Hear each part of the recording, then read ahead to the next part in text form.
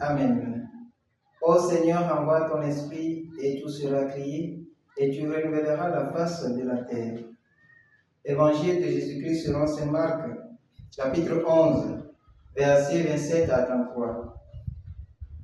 Ils reviennent à Jérusalem, alors que Jésus allait et venait dans le temple, et les grands prêtres, les scribes et les anciens s'approchent de lui.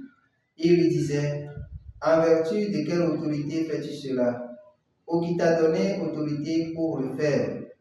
Jésus leur dit: je vais vous poser une seule question. Répondez-moi, et je vous dirai en vertu de quelle autorité je fais cela. Le baptême de Jean venait-il du ciel ou des hommes? Répondez-moi. Ils raisonnaient ainsi entre eux. Si nous disons du ciel, il dira: pourquoi donc n'avez-vous pas cru en lui? Allons-nous dire au contraire des hommes?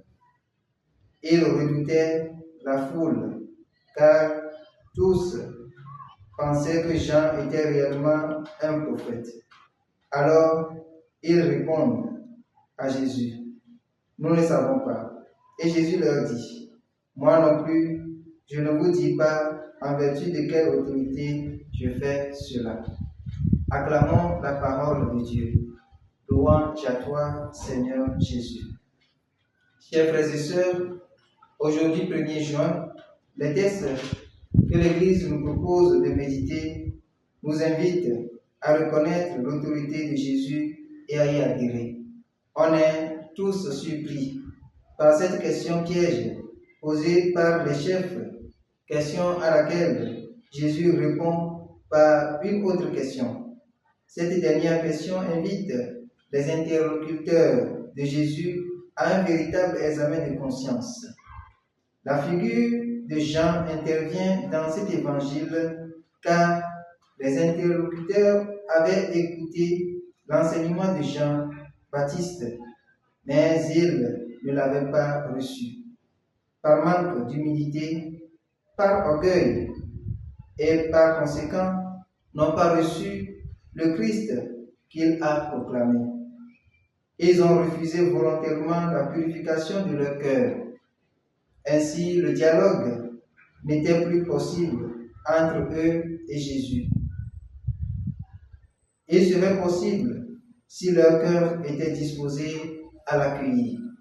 Chers frères et sœurs en Christ, il nous arrive aussi parfois de faire preuve d'une certaine fermeture du cœur au point où le dialogue devient difficile, voire même impossible entre nous et Dieu.